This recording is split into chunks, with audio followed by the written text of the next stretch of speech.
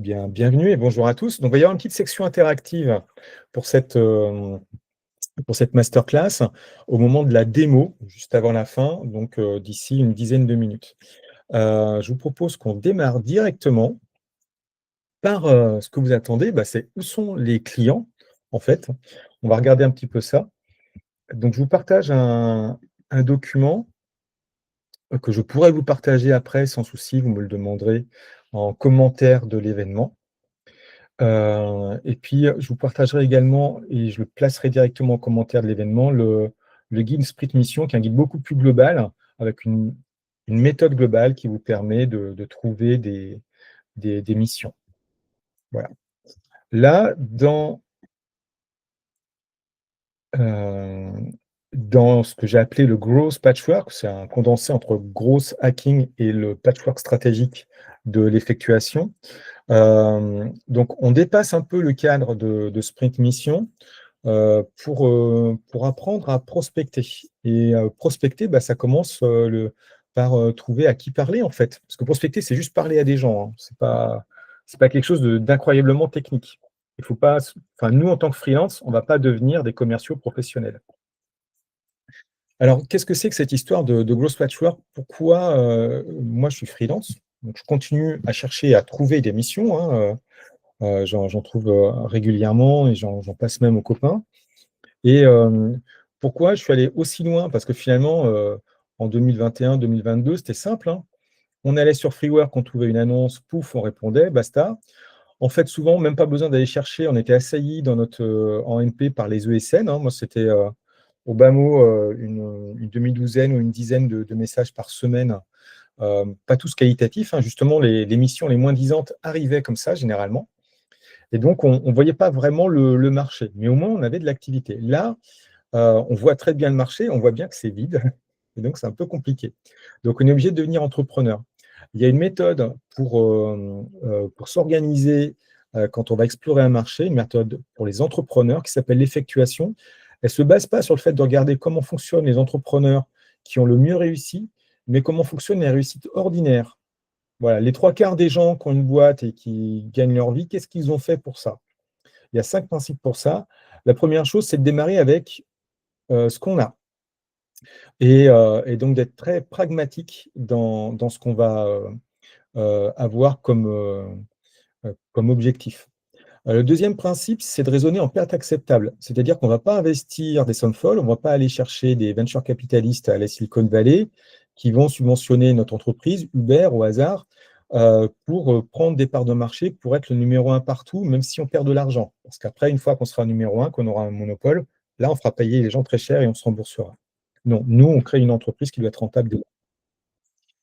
Troisième principe, en fait, le patchwork stratégique, ça, c'est en fait l'idée, c'est que quand on démarre, on a toujours un capital limité en tant qu'entrepreneur individuel.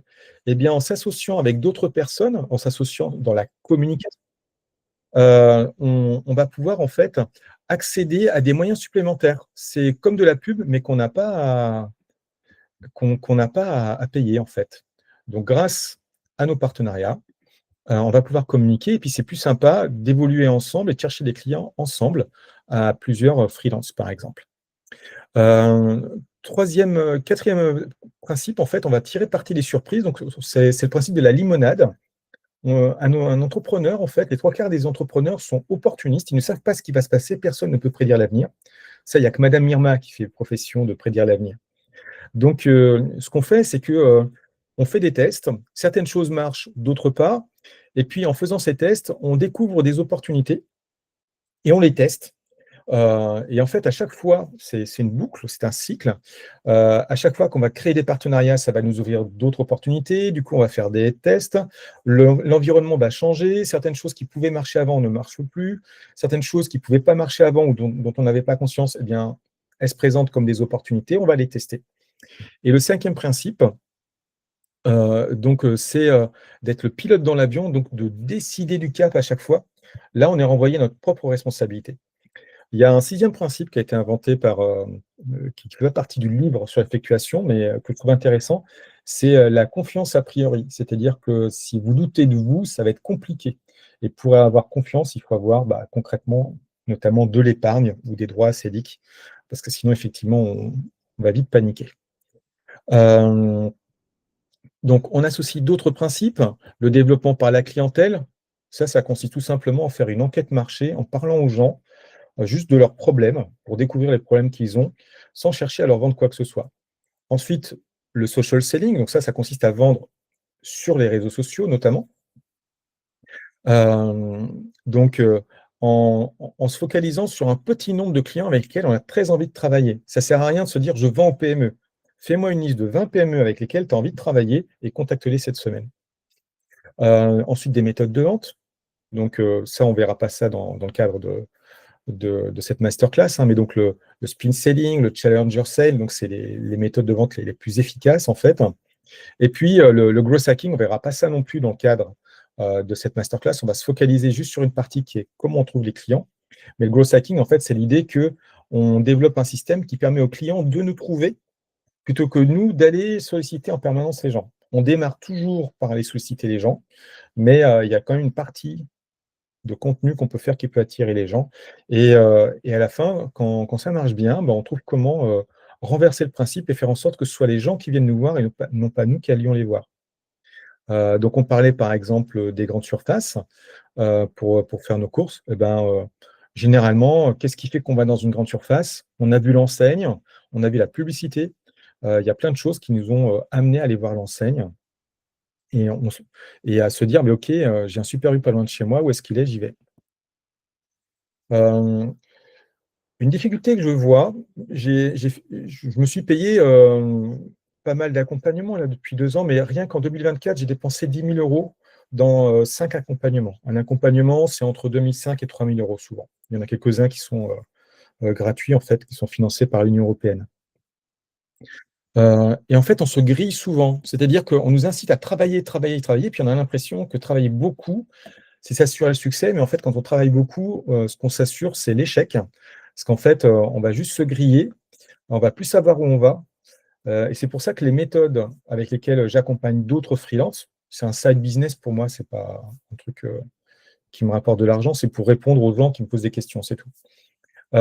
Donc le slow freelancing, l'idée, c'est de se dire que voilà, tu as besoin de travailler 10 heures sur ton entreprise, pas dedans, pas 10 heures à produire, 10 heures à réfléchir à ce que c'est que ton business et à le développer d'un point de vue notoriété, d'un point de vue commercial. Voilà. Si tu ne fais pas ça, tu n'as pas de business, tu sais faire des choses. On parlait avec Nico, tous les deux, on a travaillé autour des SaaS. Moi, dans mon cas, je développais euh, pas autour des SaaS, autour des PACS, des systèmes d'archivage d'images médicales. Et donc, moi, je développais et j'étais chef de projet sur les déploiements d'un PACS qui s'appelle Gera. Mais j'ai jamais réussi à vendre ça en tant que freelance comme expertise. C'est un marché qui est verrouillé par des entreprises comme Philips, Siemens, etc. Par contre, il y a d'autres choses qu'on sait faire et donc qu'on peut développer. Donc, ce que je vous incite à faire, c'est ne choisissez pas un accompagnement qui vous dit qu'il faut travailler beaucoup pour réussir. Ce n'est pas vrai. En fait, il faut travailler intelligemment pour réussir. Alors, évidemment, si vous ne travaillez pas du tout, ça ne produira aucun effet. Et d'autre part, ne choisissez pas d'accompagnement ou de prestation qui automatise votre prospection.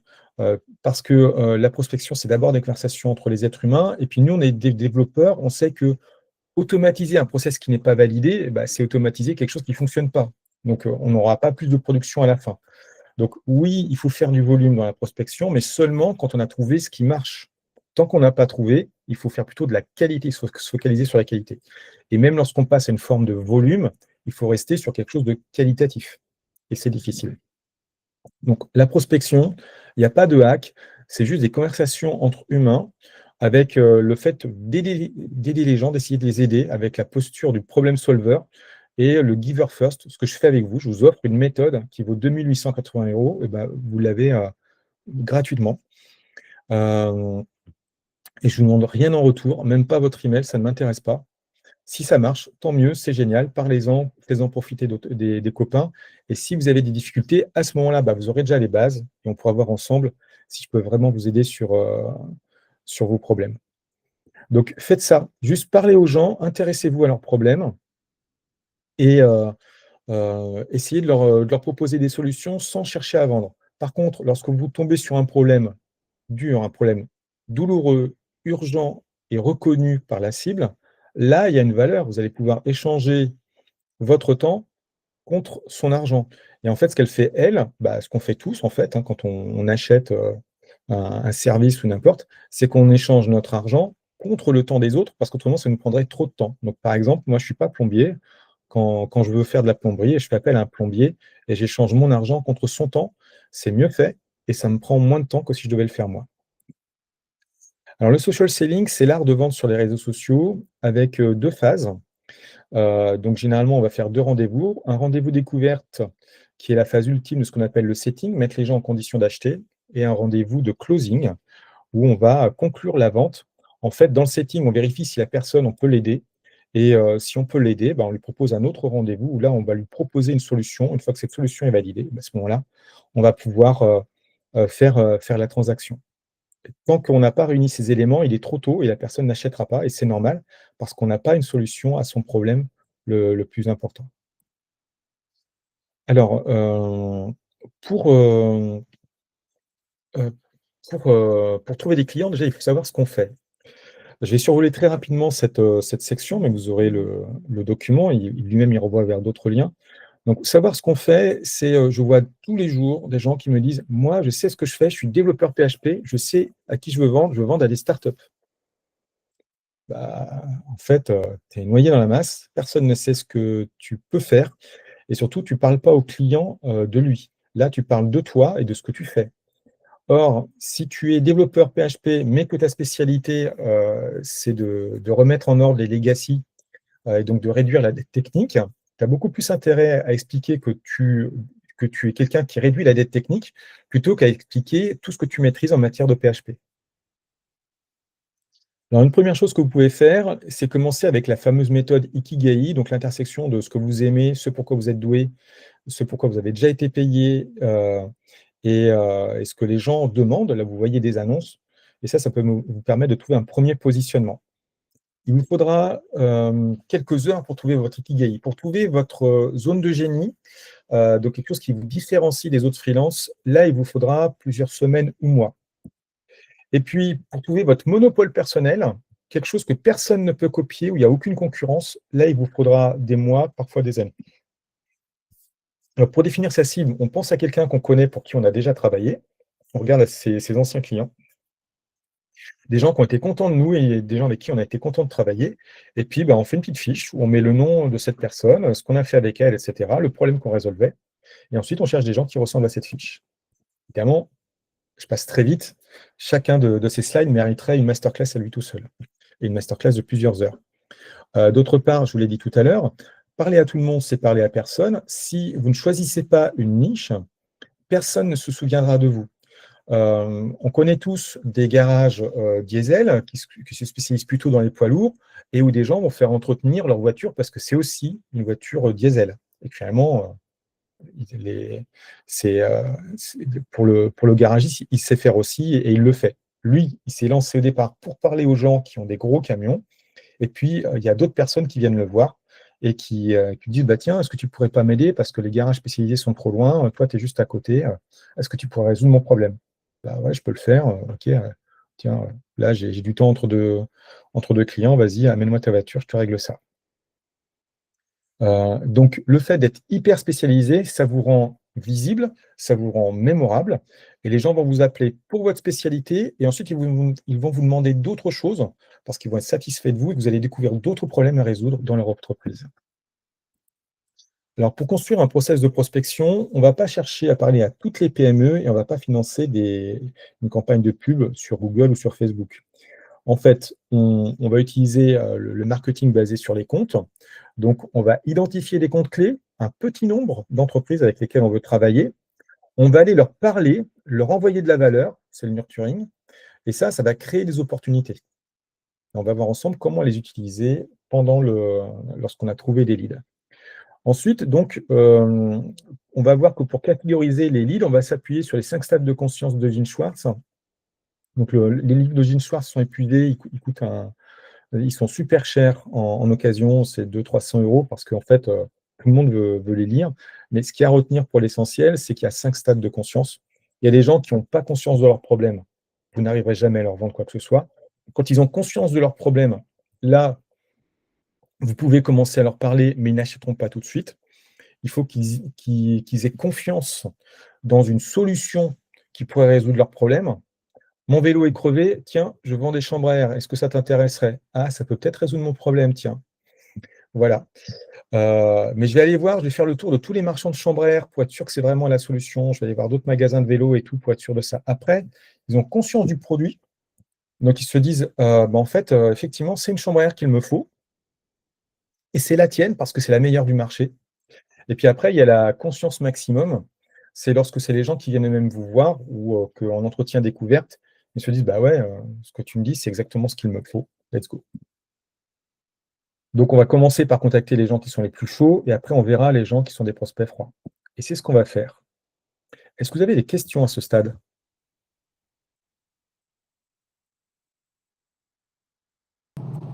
Moi, j'ai une question, Michael. En fait, si on se spécialise, est-ce que on loue pas forcément des clients? Il y en a un spectre un peu plus petit, en fait. Ah mais bien sûr, mais c'est le principe de base. C'est de maximiser les non-clients. En fait, moi, mon objectif, c'est pas de travailler comme Scrum Master pour tous les gens qui veulent un Scrum Master. Mon objectif, parce qu'un Scrum Master, c'est même dévalorisé aujourd'hui, en fait. On propose des missions à 450 € au jour certaines fois. Les gens ont un peu honte en le faisant, mais ils le font quand même. Donc, voilà. Non, bah non, je vaux beaucoup plus que ça. Et surtout, je m'ennuie si je fais ça. Donc moi, ma spécialité, c'est le redressement de projet. C'est les projets stratégiques, c'est les choses hyper transverses, etc. C'est ces choses un peu touchy. Bah, au bout d'un certain temps d'expérience, tu commences quand même à savoir faire des choses. Donc ça ne sert à rien de faire un travail de débutant. Donc se spécialiser, c'est une bonne chose. Par contre, il faut trouver une niche où il y a des gens qui achètent. Voilà, c'est aussi simple que ça. Si tu essaies de vendre des trains électriques dans un endroit où il n'y a pas d'électricité, ça ne marchera pas. Si tu essaies de vendre de la glace l'hiver sur des stations de ski, ça peut devenir compliqué. Je ne dis pas qu'il n'y a pas un truc, une trend à créer, tu vois, mais ça me semble un peu plus compliqué que de se dire je vais vendre des glaces l'été au bord de la plage.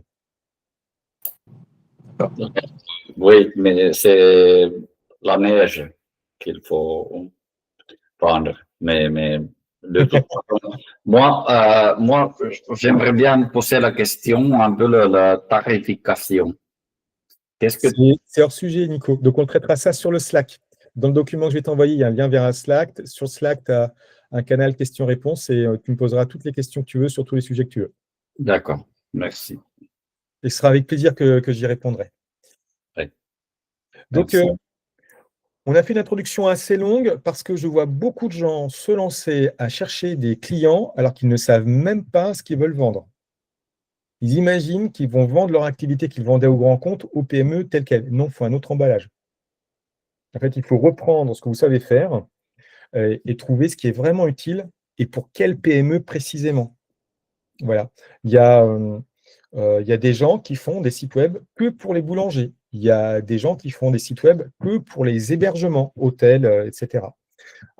Et du coup, bah, ça les rend mémorables. Et quand un gîte rural cherche quelqu'un pour faire son site web, bah, entre deux prestataires, celui qui fait la grosse agence, qui fait des sites pour tout le monde, partout, etc., et le gars qui a 20 références de sites d'hébergement et où c'est que bah, ça a aidé ces hébergements à remplir leur saison, il se dit, bah, je vais voir le spécialiste qui remplit ma saison. Mon objectif, c'est d'avoir des clients, c'est pas d'avoir un site web. Et du coup, les grands comptes, il faut les oublier, du coup.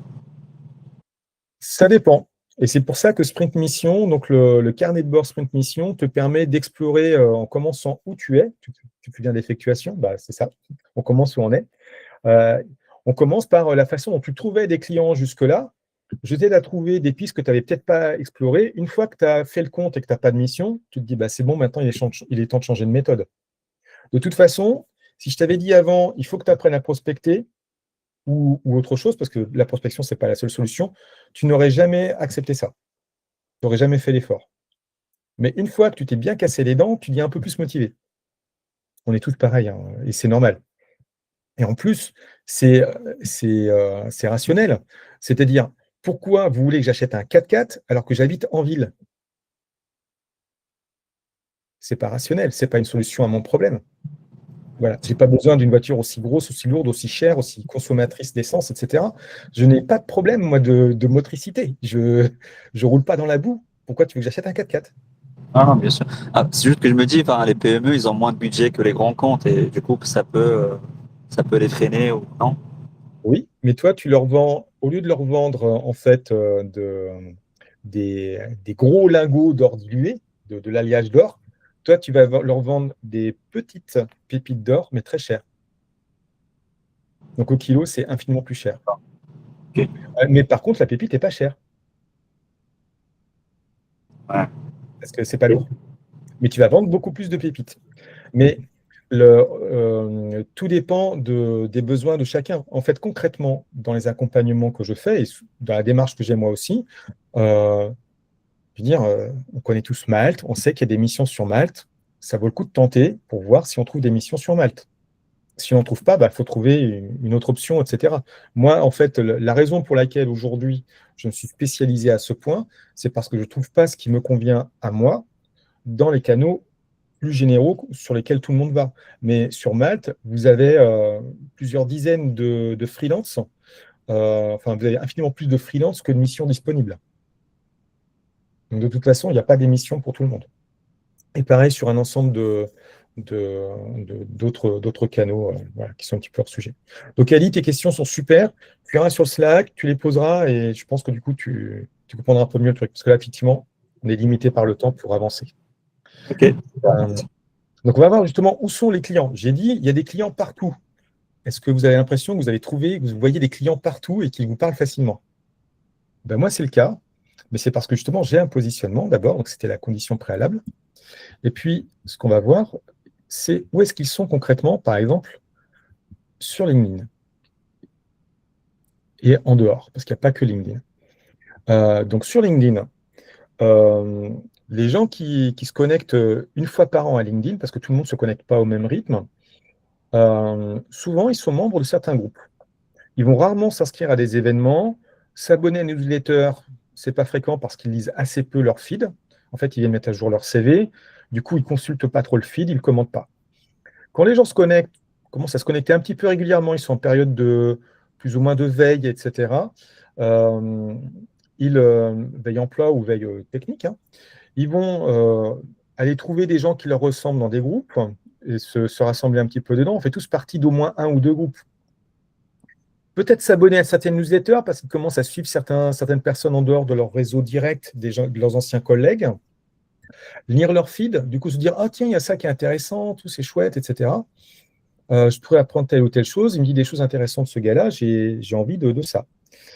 Quand les gens commencent à se connecter vraiment régulièrement, au moins une fois par semaine, donc typiquement c'est parce qu'ils ont des choses à vendre, donc ils cherchent un emploi ou une mission freelance. Là, du coup, ils vont être exposés dans leur feed à des événements. Et ils vont commencer à s'inscrire à des événements. Et puis, ils vont continuer ce que font d'autres personnes qui se connectent moins souvent. Quand les gens se connectent tous les jours sur LinkedIn, au bout d'un moment, ils finissent par interagir. C'est humain, LinkedIn est fait pour ça, pour déclencher des réactions. Et quand ils se connectent vraiment fréquemment et que ça fait un certain temps, etc., et qu'ils se sentent plus à l'aise, là, à ce moment-là, ils vont commenter. Mais ils vont finalement moins lire leur feed. C'est un petit peu paradoxal, mais vous allez avoir plus de mal à les toucher parce que leur feed est très rempli, ils suivent beaucoup de personnes et donc ils ne voient pas tous les posts qui sont faits par tout le monde. Vous allez vous dire, c'est bizarre, je ne vois pas les posts de un tel. Souvent, c'est ça, on dit à des gens, des copains, des gens de nos contacts, on dit, c'est bizarre, je ne vois plus tes posts. Pourtant, j'ai posté tous les jours. Ah oui, d'accord. Et vice-versa. On va se dire, tiens, c'est bizarre, il aime plus ce que je fais, un tel, ça fait longtemps qu'il n'a pas commenté ou liké. Non, c'est juste que il est pris par d'autres personnes qui ont capté son attention. Donc voilà où sont les clients. Du coup, ce qu'on va faire, nous, c'est aller à la rencontre de ces clients dans les groupes, en s'inscrivant dans des groupes, dans les événements, en s'inscrivant aux événements, en organisant des événements, en organisant des groupes, éventuellement en créant du contenu, donc des posts et des newsletters, et puis en se rendant visible auprès des gens, de l'audience en fait de nos confrères, en commentant les posts de nos confrères. Alors, il n'y a pas que LinkedIn dans la vie. Les gens sont aussi présents ailleurs. Donc, notamment, la grande mode chez les développeurs en ce moment, c'est de se dire, Oh, bah, je vais contacter les CTO de start-up sur LinkedIn. Mais je crois qu'ils sont un petit peu occupés. Vous avez déjà réussi à avoir une conversation et à emmener en rendez-vous découverte un CTO de start-up? Qui a réussi jusqu'ici? Bon, je vois personne, a priori, qui lève la main. Donc, moi, ça m'arrive. Donc, c'est pas impossible, mais c'est pas ce qui se fait le plus spontanément. Il faut aller les rencontrer dans leurs événements où ils sont présents, dans les meet-up euh, ou des événements qui sont sur Eventbrite. Il faut les contacter. Alors, l'email, c'est assez encombré. Ouais, Euh, je suis sur Eventbrite à Bordeaux et je suis également plutôt, plutôt téléphone et courrière, email et tout ça. Hein, Mais j'aimerais bien avoir les vrais contrats et justement les contrats avec un entrepreneur. oui. On en parle sur le Slack de tout ça, parce que c'est au-delà de trouver ses prospects. Là, on parlera aussi de comment tu peux rentrer en contact avec eux. Donc, l'idée, c'est d'aller là où sont les gens dans les événements. Okay. Et puis ensuite, pour les contacter, bah, choisir le canal qui leur convient le mieux. Les courriers papier, c'est très sous-coté, en fait. Plus personne ne l'utilise, alors que là, bah, vous avez l'attention des gens parce qu'ils en reçoivent très peu. Les coups de téléphone, personne ne les met en plus par le téléphone. Et les emails, bah, ils se finissent souvent en spam, etc. Et c'est souvent saoulant, en fait. Ça peut marcher les emails, mais c'est une suite où on a d'abord eu une conversation autrement, où on a tenté de contacter les gens. Et ça, c'est quelque chose que je pourrais vous expliquer sur le Slack, comment on fait ça quand on relance les gens. Donc, Et globalement, par rapport aux événements, excuse-moi de te couper, Michael, comment on trouve les événements qui sont en je vais vous le montrer adéquation dans la avec démo. nous? Je vais vous le montrer dans la démo, là, dans une minute. Ah, d'accord. Donc Leaning trouve les clients pour nous. En fait, ils sont soigneusement rangés, bien classés partout. En fait, nous, on est clients, on ne le sait pas, en fait. Mais par exemple, pourquoi vous êtes dans cet événement? Bah, parce que vous montrez un intérêt pour un sujet, et c'est ça être client, en fait. Et donc, il y a les gens qui sont inconscients du problème, bah, ils sont partout sur LinkedIn. Ceux qui sont conscients d'un problème, qui commencent à réfléchir, à se dire, j'aimerais bien résoudre ça, mais c'est peut-être pas un problème très urgent, c'est peut-être juste un petit caillou dans la chaussure. Comment j'arrive à continuer à marcher? Ils s'inscrivent à des newsletters, ils suivent des influenceurs sur certains sujets. Quand on commence à se dire, non, mais là, c'est pas possible, j'ai un problème avec mes chaussures, j'ai trop mal. Euh, Ça vient d'où? Donc là, c'est la fameuse majorité silencieuse, c'est tous les gens qui vous lisent sans jamais liker ni commenter ce que vous faites. Au bout d'un moment, vous dites, je publie pour personne. En fait, si, il y a plein de gens qui vous lisent, mais ils n'ont pas interagi avec vous. Ça, c'est quand vous commencez à avoir un certain nombre de vues et que vous dites, c'est bizarre, j'ai peu d'interactions. Euh, donc, ces personnes aussi, elles vont s'inscrire à des événements parce que ben, c'est la promesse, comme ici, de les aider à résoudre un problème. Vous, votre problème, c'est de vous dire, ben, où est-ce qu'on trouve des clients? Parce que moi, en dehors des sites d'annonces et de Malte, je ne sais pas où il peut y avoir des missions freelance. Il y en a ailleurs, mais il faut les créer toi-même. Donc, il faut identifier les clients qui ont le besoin que tu peux résoudre. Euh, Ils peuvent être membres de groupes LinkedIn dans des communautés, donc ça, c'est encore plus pratique. On va voir tout ça. Et puis, lorsqu'ils deviennent conscients que nous, on existe et qu'on pourrait résoudre leurs problèmes, ben, à ce moment-là, ils commencent à nous suivre. Ça ne veut pas dire qu'ils interagissent nécessairement, mais ils nous suivent, ils disent, tiens, dedans, il y a des choses intéressantes qui me plaisent. Et quand ils commencent à vraiment se dire, c'est pas possible, voilà, ben, ils font comme vous avez fait. Qu'est-ce que vous avez fait là depuis le début de la masterclass? Vous m'avez parlé de votre problème. Ce qui est très bien, hein. C'est exactement le but du jeu. Et je lui dis non, je ne parlerai jamais de ton problème, je ne vais pas y répondre. Juste, je veux te vendre un truc. Je n'ai pas fait ça. Je réponds à votre problème. Je commence par m'intéresser à vous. Donc, c'est l'attitude du problem solver et du give first, hein, du first giver. Donc, on commence par donner aux gens. Alors, évidemment, on ne peut pas donner à tout le monde des heures, etc. gratuitement. Ce n'est pas le but du jeu. Et les gens le comprennent bien de toute façon. Mais ils ont besoin de se rassurer. On a besoin de créer la connexion, que les gens ils aient la conviction qu'on est la bonne personne pour résoudre leurs problèmes. Et nous aussi, il faut qu'on acquiert la conviction que c'est bien des clients à qui on peut vendre, parce que vendre à un client dont on ne peut pas résoudre le problème, c'est atroce. Parce qu'en fait, évidemment, il n'y a pas de création de valeur, c'est satisfaisant pour personne. On peut aussi suivre les autorités de notre niche et commenter leur posts. Donc là, je vous donne dans le slide un certain nombre de techniques pour trouver ces autorités et vous rendre visible de leurs followers. Tout ça, ça s'adapte aussi au niveau omnicanal. On va le voir juste sur LinkedIn. Alors, souvent, on a tendance aussi quand on débute à se dire, bon, j'ai trop de concurrents, je ne vais pas parler à mes concurrents. C'est une erreur.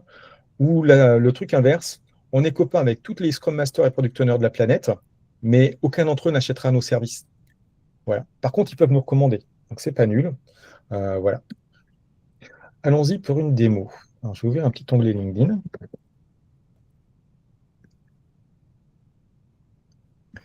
Hop. Voilà. Alors, est-ce que quelqu'un veut bien me servir de cobaye? Je vais te chercher les clients et on va montrer comment les trouver. Moi, Ah, data oui. analyst. Ouais. Let's go, data analyst. Alors, Ouda ou Ali Alami, pour me ok, retrouver. je vais aller sur ton profil. Ou tu peux m'envoyer le lien pour ton profil dans la conversation? Ok.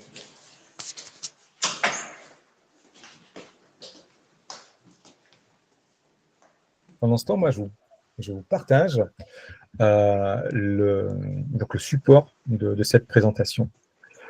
Et puis ensuite, j'aurai d'autres liens également à vous partager.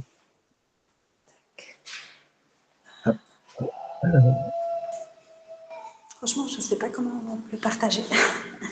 Pas de souci. Donc, Sinon, mon nom, prénom, peut-être. oui, on va faire ça. Alors, Ouda, Ouda, je vais l'écrire. Comme ça va être plus facile. très bien. Ouda, et ensuite, tu disais? Ali Alami, voilà. Je l'ai écrit sur la conversation. Ah, ok, cool. Impeccable. Hop là. Merci. Et voilà. Impeccable. Ingénieur data, spécialisé en automatisation et scripting, SAS, Python, SQL. SAS, c'est une application spécifique, c'est SAS, oui, c'est une application 100% programmation. Qui permet de faire de l'automatisation, qui permet de faire des reportings, de la stat. D'accord. C'est pour ça que je connais, mais je me disais, oui, c'est pas SAP, SAP, c'est SAS, d'accord. SAS. Non, l'autre, c'est une autre application. C'est totalement différent. Parfait. Donc, toi, tu es ingénieur dans la data. Oui. Très bien. Tu fais du scripting. Oui. OK. Concrètement, ça sert à quoi?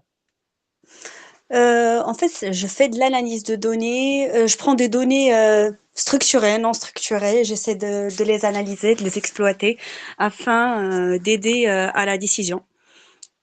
Je vous donne un petit exemple.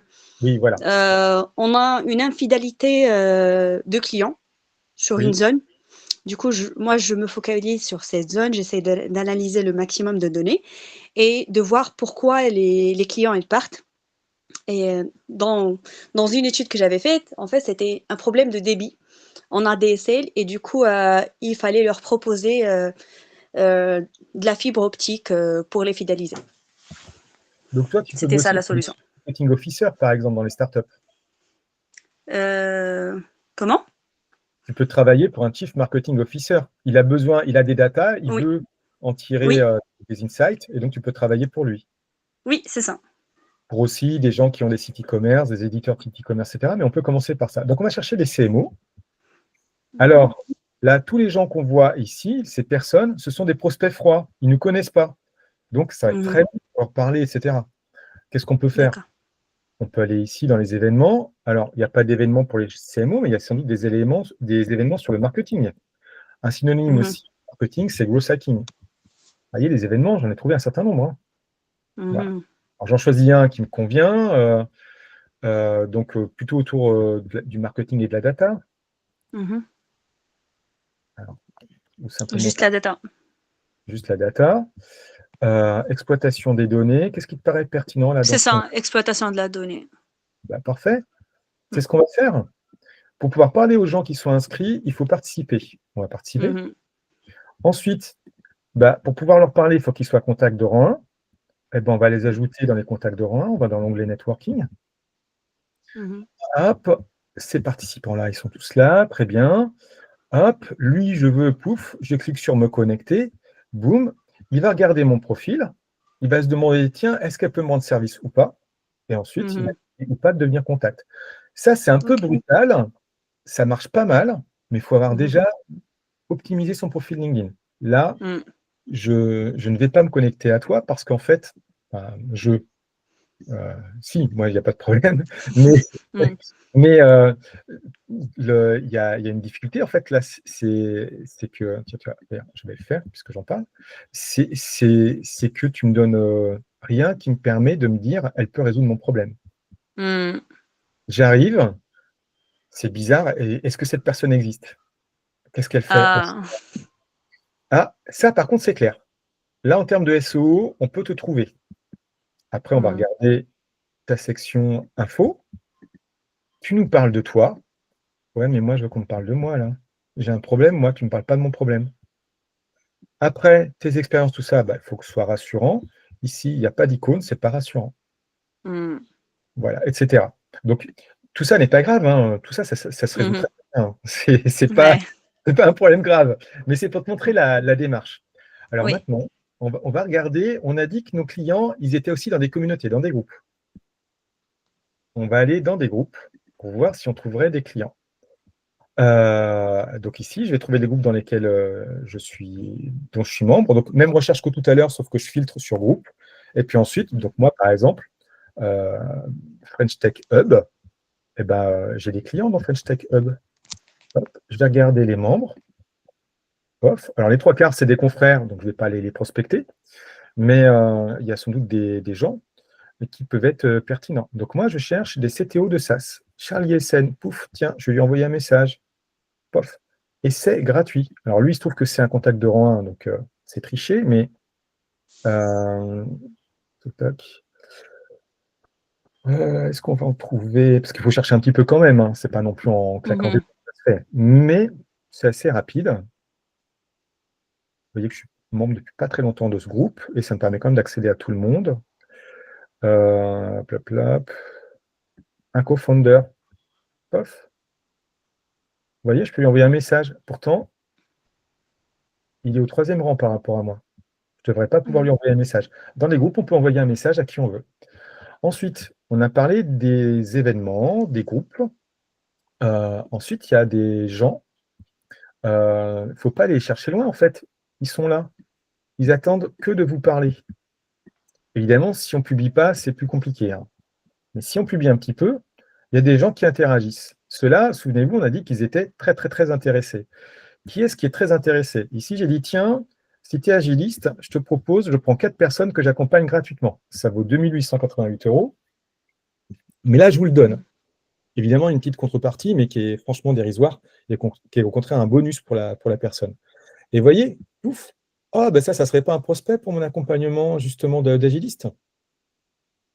Hop, et là, et qui j'ai? Des agilistes. Alors, j'ai des clients, certains avec qui je travaille déjà, d'autres qui sont des clients potentiels, des gens qui sont juste des confrères, celui-là, il ne cherchera jamais rien, ni celui-là, etc. Ici, tiens, en plus, celui-là, c'est un directeur technique, VP of Engineering. Donc, intéressant pour d'autres trucs. Mais il s'intéresse quand même un petit peu à d'autres choses que je produis. Ici, hop, un product manager qui cherche une mission. Si en plus il est freelance, et Amélie est freelance, go, voilà, c'est un client potentiel. Ici, Kevin, justement, c'est un client qui a déjà acheté des produits, etc., etc. Voilà. Donc là, on les trouve, nos clients. Et ce qui est magique, c'est que je peux aller sur le poste de n'importe qui, et je peux voir qui sont les gens qui aimeraient bien devenir ses clients. Et je peux lui piquer sous le nez. Hop. Alors, je ne sais plus qui est le gars et quel est le thème, mais je peux choisir. Je peux me dire, tiens, alors, ce qu'on cherche, moi, c'est plutôt des gens qui ont le badge Open to Work et qui sont développeurs. Tiens, Marwan, pouf, allez, go. Il faut lui parler un petit peu dans le message de connexion. Donc, on va faire se connecter, ajouter une note. Il faut lui parler un petit peu du contexte. et go. Bon, moi, en l'occurrence, je n'ai pas besoin de le faire parce que mes prospects viennent d'ailleurs. Ils viennent à moi tout seuls. Vous ne voyez pas mon onglet. Se connecter, ajouter une note, et vous lui parlez un petit peu de où est-ce que vous l'avez vu, comment on l'avait vu, etc. Ou alors, c'est encore plus efficace, vous laissez votre profil filtré. C'est-à-dire qu'on a plus de connexions acceptées quand on met un mot, mais il faut que ce soit pertinent, il faut que la personne vous connaisse. S'il n'a jamais interagi avec vous, vaut mieux juste le demander en connexion, il se dit tiens, ça étend mon réseau, et basta.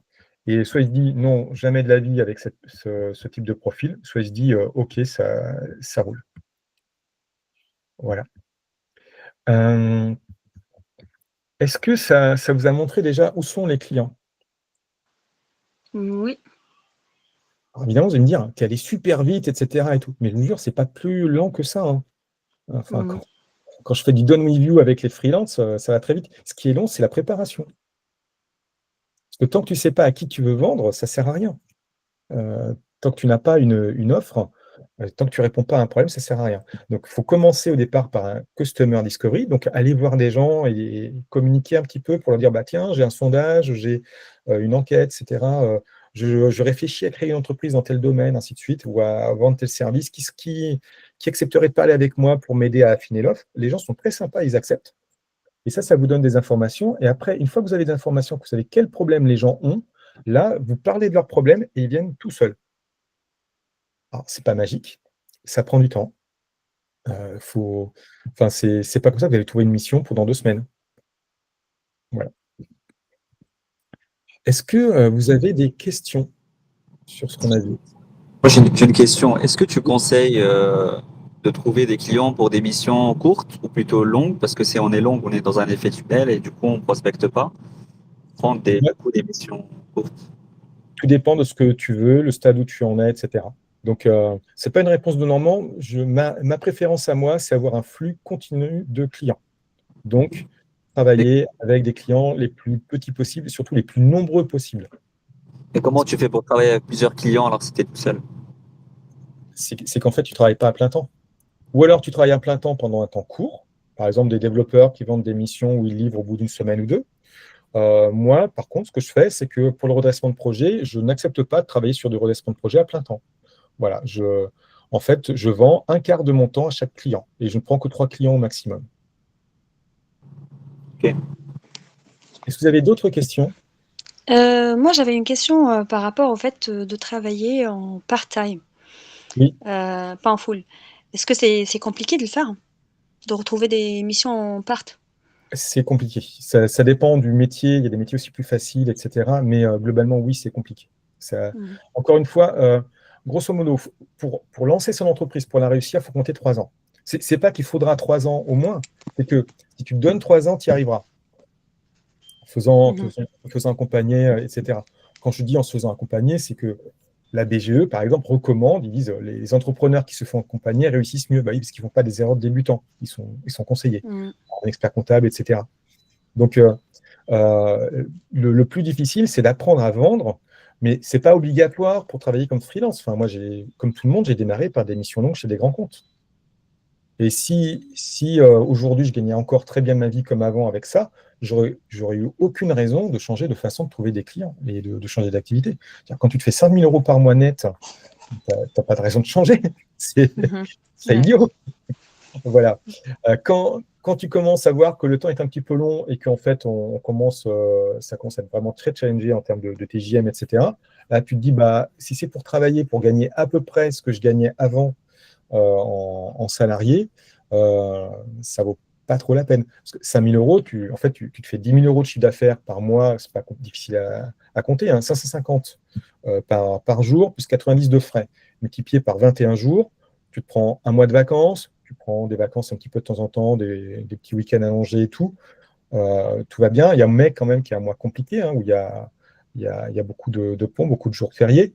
Bon, globalement, dans l'année, tu auras gagné à peu près entre 4 et 5 000 € net par mois, suivant ton statut, suivant comment tu optimises, suivant le besoin de sécurité que tu as, etc. Ouais, bon, mais à la fin, le truc est que quand on travaille avec les particuliers, il y a pas mal demande. Et oui, ça fonctionne bien, mais justement, avec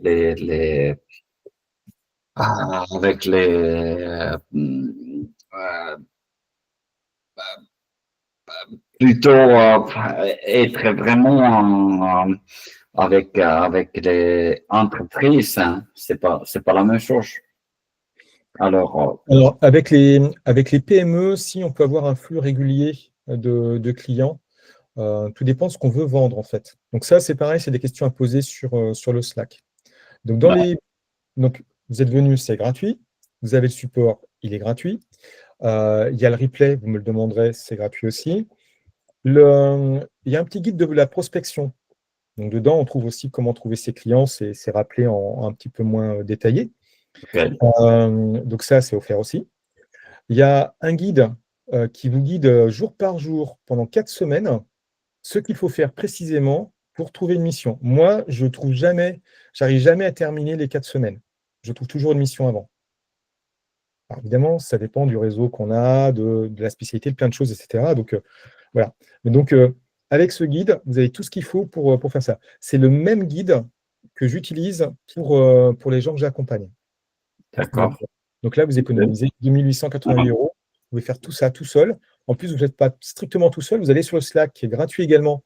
Vous avez la communauté avec les autres gens, etc. Et on va lancer une dynamique justement de gens qui vont pouvoir utiliser ce système. Mon but, en fait, c'est je vois arriver plein de gens qui n'ont plus un rond. C'est-à-dire que beaucoup de freelances ne veulent pas investir parce qu'ils n'ont pas l'habitude d'investir, ils ne raisonnent pas en entrepreneur, c'est une chose. Mais il y a beaucoup de gens cette année qui n'ont juste pas d'argent. Or, si je veux leur vendre quelque chose, il faut qu'ils aient de l'argent. Et le meilleur moyen de leur vendre mon accompagnement, c'est de leur montrer que mes méthodes fonctionnent. Ok. Et c'est quoi le tarif de l'accompagnement? C'est zéro, là. Si on fait... Alors, autrement, c'est Ok. 2 888 €. Ok, ça marche. Et pour rejoindre le Slack, vous allez nous rajouter, c'est ça? Non, c'est le lien est dans le document. Donc là Ok. c'est là où commence le parcours du combattant. C'est-à-dire que la clé est dans la grande boîte. Alors, il faut que tu ouvres la grande boîte. À l'intérieur de la grande boîte, tu trouveras la boîte moyenne. Dans la boîte moyenne, tu trouveras la petite boîte. Dans la petite boîte, tu trouveras la clé qui te permettra d'ouvrir le coffre au trésor. Ok. Et Voilà. CFP, c'est inclus ou pas? Qu'est-ce qui est inclus? CFP. Ah, je ne prends pas le CFP. En fait, c'est une très mauvaise idée de vendre un produit gratuit. Lilian Alvarez prend ton CFP. Donc, tu peux y aller, prendre 1000 balles sur ton CFP. Il a des programmes plus chers que 1000 €, et son accompagnement est très bien. Je peux te citer plein de confrères qui font des super choses. La différence, c'est que je ne veux pas faire mon métier de l'accompagnement d'autres freelances. Je comprends bien. Pas de Je souci. ne veux pas faire ça à plein temps. Lilian, lui, le fait à plein temps. Il a monté un organisme de formation. Du coup, il gère l'administratif. C'est son frère qui gère ça. Ouais. Il peut faire appel au CFP. Moi, ce que je préfère, c'est en fait dire aux gens, je dis voilà, ça coûte 3 000 €. La personne me dit, mais je ne les ai pas. Bah oui, bien sûr, aucun problème. Prends ce guide et gagne 100 000 €, reviens me voir. Ou alors, tu es freelance débutant à, je ne sais pas, 300, 400 € de TJM, mais ce n'est pas du tout ma cible. Et donc, de toute façon, j'aurais déjà donné ma méthode. Donc, s'il trouve avec ça, c'est tant mieux, c'est cadeau. Mais autrement, en fait, ensuite, effectivement, ils vont vouloir sortir de ce bourbier. On s'est trouvé une roue de secours, c'est bien. On a trouvé une mission de secours, on a un peu d'argent qui rentre. Mais après, on se dit, OK, plus jamais ça, je ne veux pas revivre ça. Or, on vit ça tout le temps en tant que freelance. Je vous expliquais les cycles qu'on a, les crises qu'il y a eu. Donc, la crise des dot-com post en 2000, la crise de 2008, 2019, un petit ralentissement, le Covid, là, maintenant, encore un autre ralentissement. Je ne sais pas sur l'autre quoi on va le mettre, mais globalement. Mais je comprends. Hein. C'est vraiment, c'était une question, puisque j'ai 4000, enfin, 4000 quelque chose sur mon compte, j'aimerais bien l'utiliser, mais je trouve pas. Va voir Lilian Alvarez. C'est vraiment un des meilleurs accompagnements. Tu connais déjà Lilian Alvarez? Ouais. Voilà. Donc, c'est un accompagnement très standard. L'avantage, c'est que justement, et là, c'est l'intérêt des formations certifiées Calliope, donc du coup CFP, c'est que dans les accompagnements freelance, on trouve tout et n'importe quoi. Des gens qui vous disent qu'il faut publier à fond sur LinkedIn pour trouver des missions, trouver des clients, etc. D'autres qui vous disent, je vais envoyer des emails automatisés au CTO, ainsi de suite. On trouve... voilà. Et ça marche pour quelques personnes, mais pour l'immense majorité des autres personnes, ça ne marche pas. Et ce que le coach va leur dire, c'est parce que tu n'as pas assez travaillé, parce que tu n'es pas assez impliqué, parce que ceci, parce que cela. Je refuse ça. Donc, je préfère donner la méthode aux gens, trier. Quand les gens arrivent, que je vois que ça leur correspond, que je peux les aider, je les aide. Je suis content de prendre leur argent, ils sont contents de me le donner. Si je ne peux pas les aider, tant pis. C'est juste que je ne suis pas magicien. Voilà. Et donc, moi, je fais ce que je sais faire et pas autre chose. Moi, je suis juste un freelance qui a appris à vendre. Je ne suis pas le meilleur vendeur du monde. Jessica Cecchini, c'est une commerciale professionnelle. Agnès Chabat aussi. Ils ont des accompagnements où ils vous transforment en vendeur professionnel. Karim Bellamri, son accompagnement est basé là-dessus. Imran de Saï, j'ai suivi son accompagnement. C'est plutôt sur l'idée d'utiliser son réseau d'anciens. Ça n'est pas que ça, mais entre autres, commencer par utiliser son réseau d'anciens clients, etc. Donc, choisissez. Mais il y en a très peu dans le lot qui sont compatibles CPF. Celui que je connais, c'est Lilian Alvarez. Et pour avoir des personnes que j'ai accompagnées et qui ont été également accompagnées par Lilian Alvarez, je sais que ce qu'il fait est sérieux. Ça n'est pas magique, mais c'est sérieux. Ouais. Okay. Donc, au moins, ton CPF sera investi dans quelque chose qui a du sens. Merci. Alors, je disais que la clé était dans la boîte aux lettres. Donc, on va regarder un petit peu comment ça se passe pour vous faire la petite démo. Donc, j'ouvre ce lien. J'arrive. Ça me permet de compter qui est intéressé. Donc, et vous arrivez ici. Et une fois que vous êtes arrivé dans le carnet de bord, vous avez tout ce qu'il faut pour vous débrouiller tout seul. Mais tout seul, ce n'est pas rigolo. Le mieux, c'est d'aller sur un Slack. Et là, on va trouver plein de copains. Hop. Alors là, je compte aussi qui est allé sur le Slack. Hop. Ça me permet de savoir ce qui marche, ce qui ne marche pas. Parce que sans data, on ne fait pas grand-chose. Sinon, on navigue dans le brouillard. Et là, vous arrivez sur ce Slack. Vous arrivez dans le canal général. Vous êtes « Coucou, est-ce qu'il y a des gens ?» Il y a plein de gens sympas qui vont faire votre onboarding, dont moi. Je vais vous renvoyer vers Sprint Mission. Vous direz hey, « je cherche une mission. » Hop, viens par ici. Ici, on parle aux gens qui cherchent des missions. Et ça tombe bien, on a des rendez-vous, par exemple, demain matin à 10h. Etc. Puis il y a des gens qui vont dire « Oui, mais moi, je ne suis pas disponible demain matin. On fait un autre groupe avec d'autres personnes. » Hop, et vous voyez. Et ils vont se mettre ensemble et ils vont faire leur propre sprint mission.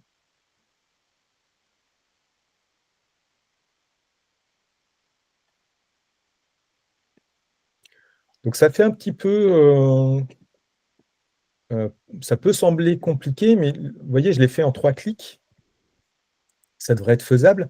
Ouda, est-ce que ça te semble clair et jouable ? Oui, surtout que voilà, je vais être en contact avec des personnes qui sont un peu dans le bain comme moi et qu'on pourra échanger ensemble. Je vais essayer d'avancer sur les documents au cas où ça bloque. Je vous recontacterai. Et tu seras sur le Slack, donc on sera en contact et tu pourras Super. poser un canal questions-réponses que vous avez vu aussi, dans lequel tu pourras poser tes questions. Vous allez découvrir plein d'autres choses. Je ne vous dis pas tout de suite parce que sinon vous allez saturer et vous n'allez rien comprendre. Là, ce qu'il y a à comprendre, c'est vous téléchargez le carnet de bord, il est partagé dans la conversation de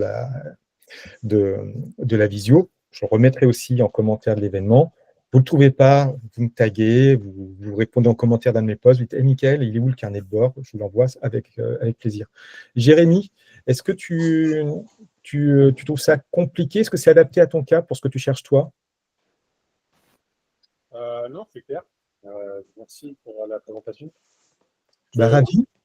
Donc, tout ça, c'est gratuit. Hein. Si quelqu'un veut vous le vendre, n'acceptez pas. Hein. Évidemment, quand moi, je vous vends quelque chose, s'il vous plaît, acceptez par contre. Enfin, si ça correspond aux besoins. Mais en tout cas, si vous venez me voir et que vous me dites, nickel, je veux l'accompagnement complet, je vous vendrai avec plaisir uniquement si c'est adapté à votre cas, si je suis certain que ça va vous apporter des résultats. Sinon, ça n'a aucun intérêt. Donc, je refuse beaucoup de gens parce que sinon, en fait, on se plante et c'est le meilleur moyen, en fait, de dégoûter les gens. Puis, je n'ai pas besoin de votre argent, en fait. Donc, oui. Je t'ai envoyé une demande de lecture. Ça va. Cool. Merci. Je vais Aussi. Pareil. Younes, est-ce que le mode d'emploi pour continuer la démarche et apprendre à trouver tes clients, toi, toute seule et sans aucun paiement, hein, je ne veux pas de votre argent, est-ce que ça te paraît simple et clair? Parfois, c'est le temps de trouver le petit bouton pour activer le micro. Claire, de ton côté? Oui, oui, c'est clair, même si je vois bien que le plus gros problème, c'est de définir qu'est-ce que je vends exactement, quoi. Exactement, voilà. Donc c'est pour ça que vous avez compris que j'ai bien insisté lourdement sur le sujet. Parce qu'une fois qu'on sait vous voyez que c'est très facile, une fois qu'on sait quelle offre on a, quel problème on résout, on trouve les gens facilement. Je ne connaissais absolument pas Ouda. Ouda, dis-leur que ça n'était pas truqué, s'il te plaît. Ah bah non, c'est la première fois que je me connecte à une masterclass de toi et c'est la première fois que je vous vois. Voilà. Donc, et ça te semble pertinent, les gens qu'on a trouvés, c'est des gens à qui tu aurais envie de parler et avec qui Oui, tu oui, oui, c'est sûr, hein. voilà. Après, c'est pas parce que c'est pertinent qu'ils vont te dire oui tout de suite, hein. Oui, Faut et j'avais aussi besoin d'une relecture de mon profil puisque je savais qu'il n'était pas vraiment pertinent vu que ça marche pas. Et du coup, je l'ai eu un peu à la diagonale là. C'est très bien. aucun souci. C'est un autre sujet sur lequel on Merci. pourra faire aussi des événements, etc. Voilà. OK, merci. Voilà, donc Claire, toutes ces choses-là, il faut du temps. Donc, il faut trouver des solutions pour avoir du temps. Et sur le Slack, vous allez dans questions-réponses, etc. Vous en parlez. En fait, n'importe où vous allez, si la conversation n'est pas au bon endroit, je la remets au bon endroit, hein. Donc, il n'y a pas de sujet, vous embêtez pas. Vous parlez de vos problèmes, point. Ce qui compte, c'est de ne pas venir en MP parce que je suis assailli de MP. Donc, si j'ai créé le Slack, c'est pour être assailli de MP sur LinkedIn et pouvoir parler à mes clients. Et si sur Slack, les gens se mettent à m'envoyer des MP, bon, bah, voilà, je vous dirais gentiment, bah, tiens, c'est pas trop la façon dont j'ai besoin qu'on parle avec moi. Fais-le en public, je lis, je consacre chaque jour 1 heure au Slack pour répondre aux questions des gens et les faire avancer. Donc, tout le monde aura ce qu'il recherche et ce sera le même prix, c'est-à-dire ceci. Younes, donc tu n'as pas retrouvé le micro. Oui. Ah si, hello Younes. Bonjour Michael. Alors, Tu peux reposer la question parce que j'ai perdu la connexion, s'il te plaît? aucun souci. C'était pour te demander si ça te semblait simple. En fait, tu cliques sur le document pour le télécharger. Dans le document, tu as le lien vers le Slack et pouf, et tu as Oui, la j'ai méthode déjà, oui, et les cours. j'ai déjà ouvert le lien pour le document et je t'ai envoyé une demande pour lecture du document. Super, extra. Voilà, bah, c'est top. Ah, il est fermé en lecture, c'est étonnant. Alors là, tu vois, j'ai un petit truc que j'ai raté, mais c'est parce que pour l'instant, je l'ai testé avec les gens de l'accompagnement payant. Et Ali, du coup, tu as plein de questions et c'est génial. Je t'invite à les poser sur le Slack. Ce sera assez facile de trouver le chemin vers le Slack pour toi? Oui, bah pareil, j'ai demandé l'accès Ah, génial. sur le lien. Parfait. Merci en tout cas. Ben, avec plaisir. Et Nico, qui était le premier connecté, c'est un plaisir d'avoir pu échanger avec toi, d'avoir eu toutes ces questions, tout ça. Donc, plein de questions en suspens. Est-ce que tu es motivé pour les poser sur le Slack? Tu trouveras facilement le chemin? Oui, je suis en train de le faire, hein. Pas de souci, hein. Je vais le faire Cool. à un instant et peut-être il y a quelque chose qui je suis vraiment intéressé, c'est de trouver les trucs bordelais, ni parisiens, puisque ni mais justement pour rester à Bordeaux et trouver Oui. la clientèle ici. Voilà. Il y a d'abord un travail à faire sur ton offre pour qu'elle soit compréhensible, simple, etc. Trouver ta cible. Et ensuite, dans LinkedIn, tu as tous les filtres pour ne pas avoir 50 000 noms, voire juste les gens sur Bordeaux. Alors, ça, c'est quand on fait la recherche de prospects froids, la première recherche naïve, hein, que je vous ai montrée, qui marche aussi. Il faut démarrer par là. Moi, j'ai démarré par là. Mais c'est plus dur. Et en fait, quand on a compris comment ça marche, on commence par les prospects les plus faciles à côté de nous. Et donc, il y a plein de moyens de les trouver, ces prospects. Et un des moyens les plus puissants, Nico, on a un programme d'ambassadeur sur le Slack. Donc, c'est de dire aux gens, je vous donne rendez-vous tel jour, telle heure, dans tel bar. Et ça va t'amener des clients. Donc, le Slack, c'est un réseau d'affaires. C'est le réseau d'affaires Agile et Tech. On organise régulièrement des événements physiques. En devenant ambassadeur, tu vas bénéficier d'un tas de bonus qui vont t'aider toi à trouver des missions. Et en plus, cerise sur le gâteau, tu vas être visible de tes clients grâce au fait que tu organises des événements. Et tout ça, c'est done with you, c'est-à-dire que tu n'es jamais tout seul, je suis toujours à côté de toi, en train de faire les choses, soit pour toi, soit avec toi, pour que ce soit simple et facile, parce qu'autrement, les gens, tout simplement, ne font pas les choses. Ils se disent « Oh, c'est trop compliqué, j'ai pas réussi, tout est nouveau pour vous. » Donc ça, je le comprends bien, et comme moi, ça ne me prend pas beaucoup. Ouais. Je me focalise sur un petit nombre de personnes, des ambassadeurs. Ils créent des événements, ça crée de la valeur pour la communauté, et en échange, je leur donne de la valeur pour eux tout de suite, et ils vont trouver aussi de la valeur à moyen et long terme en développant un réseau de clients qui viennent les voir grâce à ça. Ouais. Disons que tout est bien. Je te remercie et on continue comme ça. Extra. Moi, j'ai hâte de vous retrouver sur Slack. Allez-y, posez vos questions.